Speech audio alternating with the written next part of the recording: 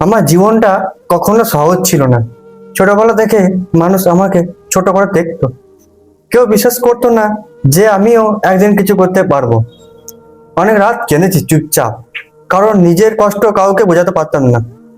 বাইরে হাসতাম, কিন্তু ভেতরে ভেতরে ভেঙে যাচ্ছিলাম।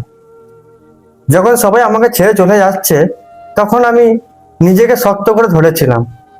কারণ একটা জিনিস আমি জানতাম, আজ না হোক একদিন আমাকেও সফল হতে হবে।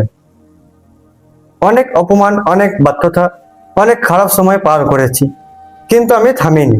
কারণ আবার আমার স্বপ্নগুলো বেঁচে আছে, এখনো বেঁচে আছে। আজও আমি লড়ছি নিজের পরিবারে, নিজের স্বপ্নের জন্য, আর সেই মানুষগুলোর জন্য যারা একদিন বলেছিল তোর দ্বারা কিছু হবে না। হয়তো আমি এখনো পুরো সফল না, কিন্তু আমি আগের মতো সেই ভেঙে যাওয়া মানুষটা আর নেই।